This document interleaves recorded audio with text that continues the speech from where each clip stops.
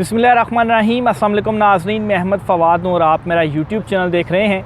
अहम ख़बरों, तज्ज़िये और तबसरे के साथ आज के व्लॉग में आपकी खिदमत में हाज़िर हुआ हूँ। और आज की बड़ी ख़बर और ब्रेकिंग न्यूज़ ये है कि इमरान ख़ान की जल्द रिहाई, जल्द ज़मानत।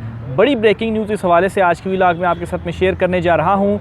Supreme court of Pakistan chief justice Qazi Faez Isa ने कैसे सबको उलझन में डाल दिया है, इस पर भी कुछ अहम तरीन तफसीलात हैं। सुप्रीम कोर्ट ऑफ पाकिस्तान से ही बड़ी ख़बर है, वो भी आज की व्लॉग में आपके साथ में शेयर करूँगा।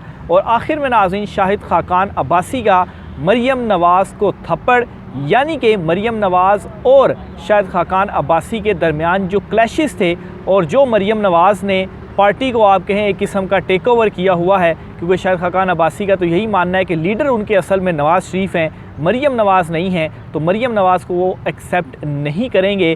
तो इस हवाले से भी शाहिद खाकान अब्बासी की जानिब से एक बड़ा स्टेप उठाया गया है, एक बड़ी बगावत आप इसको कहें वो की गई है। इस पर भी कुछ अहम तरीन तफसीलात हैं, वो भी आज के व्लॉग में आपके सामने रखूँगा। सबसे पहले तो नाज़रीन, इमरान ख़ान साहब की ज़मानत का क्या मामला है, ज़मानत के हवाले से क्या बड़ी ब्रेकिंग न्यूज़ है, वो आपके साथ में शेयर करूँगा। एक तो नाज़रीन ये है कि इमरान ख़ान साहब के जो मुकदमात वगैरह हैं अदालतों के अंदर, इस्लामाबाद हाई कोर्ट में, वो तो चीज़ें वगैरह डिले हो रही हैं, लेकिन सबको ये मालूम है कि असल जो मामला तय होने हैं वो फ़ैसला साज़ों ने तय करने हैं, और फिर उसके बाद ही इस हवाले से कोई जो अपडेट है वो आ सकती है। एक बड़ा दावा आपके साथ मैं शेयर करना चाहता हूँ। सीनियर सहाफ़ी हैं फ़खरुर रहमान साहब, अक्सर इनकी ट्वीट्स वगैरह को मैं कोट भी करता रहता हूँ। अपनी ट्वीट में एक बड़ा दावा इनकी जानिब से किया गया है, ये पहले मैं आपके सामने रखता हूँ। ये लिखते हैं कि news alert, as India could go for a military adventure on LOC in the disputed Kashmir region, Pakistan's largest political party leader ex prime minister Imran Khan release from Attock jail could be done any time soon. तो ये इसमें लिख रहे हैं जी tweet में कि India जो है, भारत जो है, वो LOC के ऊपर कोई डिस्टर्बेंस क्रिएट कर सकता है, और इसीलिए पाकिस्तान के जो लार्जेस्ट पार्टी है पाकिस्तान तहरीक इंसाफ, इमरान ख़ान साहब इसके चेयरमैन और साबिक़ वज़ीर-ए-आज़म, इनको जल्द अज जल्द अटक जेल से रिहा किया जा सकता है। और दूसरी तरफ जो सऊदी वली अहद वाली कहानी भी थी कि उसके हवाले से ये कहा गया था जी कि वो शायद नाराज़ हुए थे क्योंकि इमरान ख़ान साहब को एक मरतबा जब उनकी रिहाई हुई तोशा खाना वाले में, तो फिर उसके बाद साइफ़र में उनकी गिरफ़्तारी डाल दी गई, फिर इस वजह से उनका दौरा नहीं हुआ। तो बहरहाल जो हवाओं का रुख है, जो चीज़ें हैं, वो तब्दीली की जानिब इस वक्त बढ़ रही हैं। और इसकी सबसे बड़ी एक, अगर आप थोड़ी सी ऑब्ज़र्वेशन भी करें तो पिछले कुछ दिनों से जिस तरह से नून लीग के बयानात या मरियम नवाज़ के बयानात सामने आ रहे हैं, कितने अरसे से खामोश थी मरियम नवाज़, लेकिन एकदम से उनका मुतहरिक होना वो इसी चीज़ का पेश खैमा है कि मामलात उनके गड़बड़ हैं। और फिर इसी तरह से बिलावल भुट्टो या बिलावल जरदारी जो हैं, वो जिस तरह से लेवल प्लेइंग फील्ड की बात कर रहे हैं, तो दूसरी तरफ इमरान ख़ान साहब से भी चूँकि बैकडोर मामलात और जो राब्ते वगैरह थे या जो पैगामात रसानी का जो सिलसिला था वो भी चल रहा था, और फिर उसके बाद इंटरनेशनल लेवल के ऊपर ये प्रेशर और इस तरह का बड़ा दावा, ज़ाहिर सी बात है चीज़ें वगैरह अगर इमरान ख़ान साहब के साथ दुरुस्त होंगी तो पहला काम यही होगा कि जो रिहाई है इमरान ख़ान साहब की वो होगी, और इस हवाले से दावा भी मैंने आपके सामने रख दिया है। और फिर ये जो मामला है नून लीग और पीपल्स पार्टी के बोलने के हवाले से, इस पर ये सिरर अलमेडा साहब हैं, इनकी भी एक बड़ी, इन्होंने इस हवाले से ट्वीट किया और इन्होंने कहा है जी कि PMLN is desperately clinging to the voice because Punjab has moved on from the Sharifs. अब सारे ये पूछ रहे हैं कि अगर ऐसी क्या रीज़न है कि जो फ़ैसला साज हैं वो क्यों इमरान ख़ान साहब के साथ दोबारा बेहतरी चाहेंगे, और इतना कुछ होने के बाद मुस्लिम लीग नून या पीपल्स पार्टी जो है उनको फिर बिल्कुल उनसे हाथ खींचा जाएगा। तो उसकी रीज़न ये इनडायरेक्टली इस ट्वीट में इन्होंने बयान कर दी है कि मुस्लिम लीग नून जो है वो desperately clinging to the boys, यानी कि फ़ैसला साज या ताकतवर हैं उनकी तरफ। और इसकी जो रीज़न है वो ये है कि पंजाब जो है वो मूव्ड ऑन कर चुका है, यानी कि पंजाब जहाँ पे मुस्लिम लीग नून की ग्रिप होती थी वो अब इससे मूव कर चुका है, और पंजाब में अब नून लीग जो है वो नहीं रही। इतनी सारे हालात होने के बावजूद, इतना क्रैकडाउन होने के बावजूद भी अभी भी सर्वे करवा लें तो इमरान ख़ान ही 2/3 अक्सरियत से ज़्यादा अगर साफ़ और शफाफ इलेक्शन होते हैं तो इन इलेक्शंस में जो सीटें हैं वो लेकर जाएगा। तो एक सबसे बड़ी तो इसकी रीज़न ये भी है कि जो अवामी प्रेशर और खामोश, क्योंकि अगर अवाम रिएक्ट नहीं कर रही तो इसका मतलब ये नहीं है कि जब इलेक्शंस आएंगे वो वोट देंगे तो वोट पे भी वो रिएक्ट नहीं करेंगे। वो असल में जो उनका सारा रिएक्शन है वो वोटिंग के दौरान जो वो ठप्पे लगाएंगे वो उसके ऊपर ही देंगे। तो हालात जो हैं वो तब्दील होते जा रहे हैं। 2-3 जो कुछ रीज़न्स हैं, 2-3 इस हवाले से दावे जो है वो मैंने आपके सामने रख दिए अपने इसकी सपोर्ट के लिए, ताकि चीज़ें जो है वो बेहतर अंदाज में आपको मज़ीद भी समझ आ सकें कि जो तब्दीली है वो आना शुरू हो चुकी है। और यही मेन रीज़न है इस वक्त मरीम नवाज़ की भी और नून लीग की भी और ख़ास तौर पर पीपल्स पार्टी की भी, जो कि इस तरह के बयानात उनकी जानिब से मुसलसल सामने आ रहे हैं। फिर सिर्फ ये नहीं बल्कि शाहिद खाकान अब्बासी जो हैं इनके हवाले से जब ये नाराज़ थे मरीम नवाज़ से और इन्होंने बयानात भी दिए थे कि मरीम नवाज़ नहीं, नवाज़ शरीफ उनके लीडर हैं, वही चौधरी निसार वाला जो मामला था वो इनके साथ भी हुआ था। और उस वक्त भी ये चीज़ें सामने आई थी कि शाहिद खाकान अब्बासी कोई अलहदा जो जमात है वो बनाएंगे। लेकिन अब इसकी जो बाकायदा एक तस्दीक है वो हो चुकी है। वो कैसे कि असद खोकर साहब जो हैं, मुस्तफ़ा नवाज़ खोकर साहब जो हैं, पीपल्स पार्टी से उनका ताल्लुक़ है लेकिन उनको भी साइडलाइन किया गया। उन्होंने ये एतराफ़ किया है कि वो एक नई सियासी जमात बनाने के लिए जो तकोदो है वो कर रहे हैं। और इस नई सियासी जमात में कौन कौन होगा, एक तो मिफ्ता इस्माइल और एक शाहिद खाकान अब्बासी और एक अदा और जो नाम है वो सामने आया, लेकिन मेन जो है वो यही 2 नाम हैं, मिफ्ता इस्माइल का और शाहिद खाकान अब्बासी का। और इसमें उन्होंने कहा है कि वो काफ़ी हद तक इसमें वो कामयाब भी हो गए हैं कि ये उनके साथ मिलें और एक नई जो सियासी जमात है वो बनाएं। तो ये शाहिद खाकान अब्बासी का एक किस्म का मरीम नवाज़ को जवाब भी है कि ठीक है, आप अगर मेरे साथ नहीं चलती या आप नहीं पार्टी को टेक ओवर करना है तो फिर हम अपनी जो पार्टी है वो बना लेते हैं। और उसके बाद नून लीग तो वैसी धड़ों में इस वक्त तकसीम हुई है और खाकान अब्बासी एक बड़ा नाम है इस वक्त मुस्लिम लीग नून के अंदर। वो अगर अलहदा होते हैं तो एक बड़ा धड़ा उनके साथ भी आएगा। फिर चौधरी निसार भी हैं। तो आइंदा जो मामलात हैं वो इतने आसान नहीं होने जा रहे।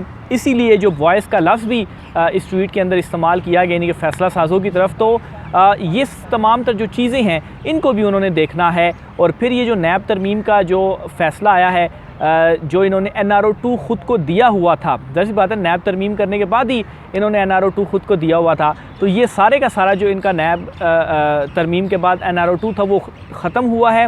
और एक और बड़ी ब्रेकिंग न्यूज़ यहाँ पर आपको ये भी देता चलूँ कि नैब ने आज बड़ा इम्पोर्टेंट इजलास किया है और इस इजलास में नैब ने ये फ़ैसला किया है कि आइंदा 2 से 3 दिन के अंदर तमाम जितने भी केसेस थे जो वापस हुए थे वो वापस हम नैब अदालतों में दायर करने जा रहे हैं। यानी कि वो जो एहतसाब का सिलसिला था जो रुक गया था, जो NRO 2 इन्होंने ख़ुद को दिया हुआ था, वो सारे का सारा एहतसाब का सिलसिला वापस शुरू होने जा रहा है। और ये एक जब ये सिलसिला शुरू होगा तो फिर तो बिल्कुल खुलकर चीज़ें सामने आ जाएंगी।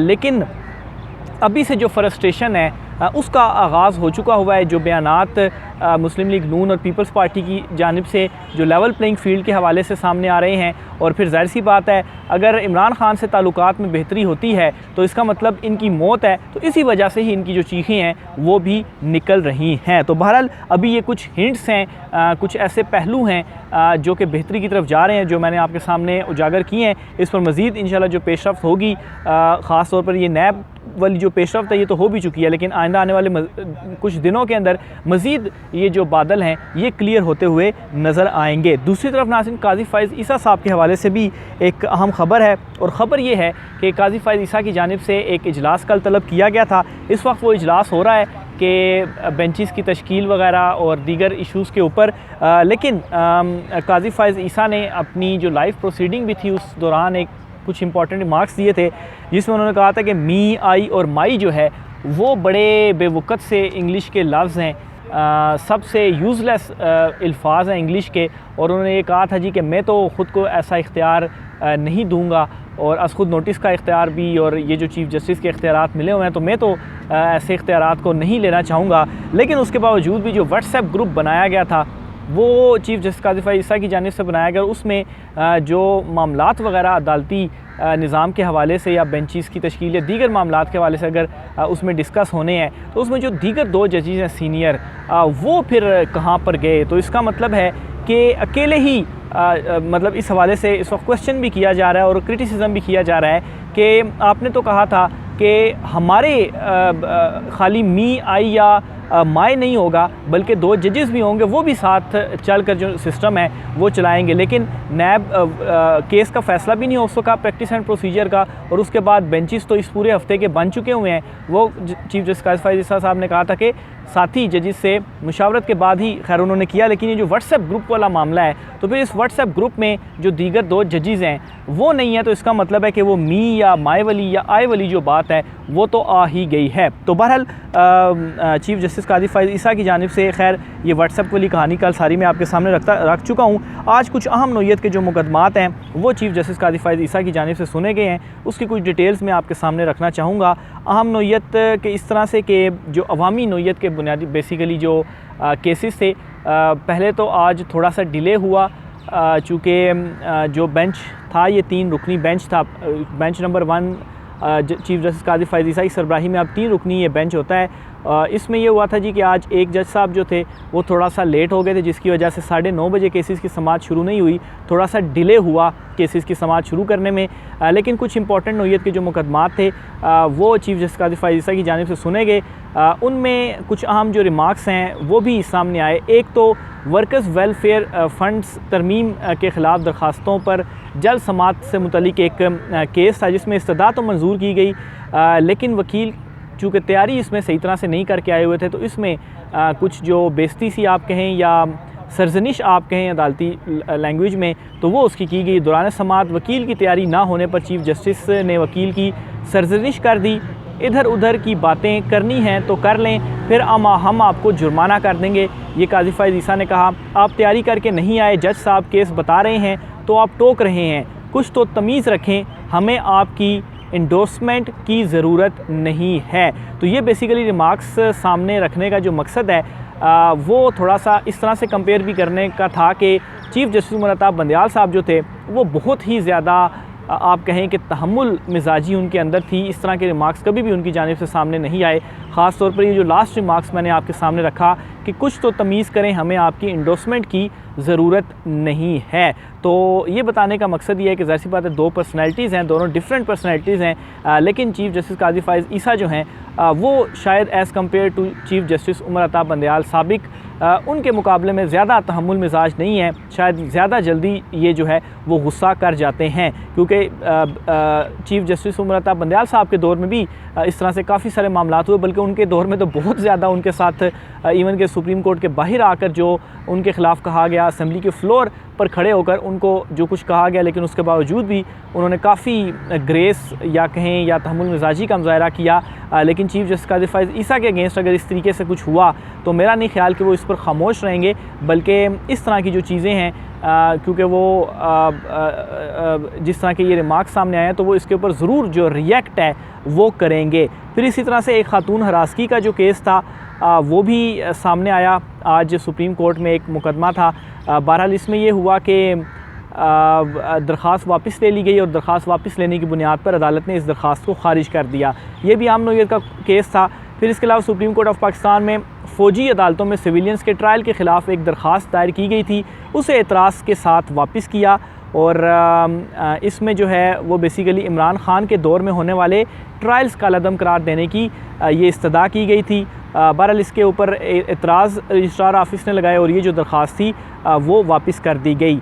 अच्छा, इसके अलावा एक और जो है वो मुकदमा ये हुआ जी कि ट्रायल कोर्ट में मुकदमे का फ़ैसला भी हो गया और सुप्रीम कोर्ट ऑफ पाकिस्तान में वो जो मुकदमा था उसके ख़िलाफ़ जो आए हुए थे तो एक इम्पॉर्टेंट दरख्वास्त थी उस मुकदमे की, लेकिन सुप्रीम कोर्ट में वो दरख्वास्त समाअत के लिए ही मुकर्रर आज हुई। तो आज मुकर्रर समाअत हुई, लेकिन ट्रायल कोर्ट का फ़ैसला भी आ गया। फ़ैसले से पहले अगर समाअत मुकर्रर होती और उसके ऊपर फ़ैसला होता तो फिर कुछ किया जा सकता था, जैसे इमरान ख़ान के केसेस में हुआ कि जज दिलावर के हवाले से जो दरख्वास्तें थी वो समाअत के लिए ही नहीं मुकर्रर हुई और नीचे से जो फ़ैसला है कोर्ट का वो आ गया तो उसका फ़ायदा फिर नहीं हुआ। तो इसी तरह से एक आम शहरी का केस आज सुप्रीम कोर्ट ऑफ पाकिस्तान में चीफ जस्टिस काज़ी फायज़ ईसा साहब ने सुना, जो कि लोअर कोर्ट से, ट्रायल कोर्ट से उसका फ़ैसला ही आ गया था। तो इस पर जो जस्टिस सरदार तारिक मसूद हैं उनके एक दो रिमार्क्स इंपॉर्टेंट है, वो मैं आपके सामने रखता हूँ।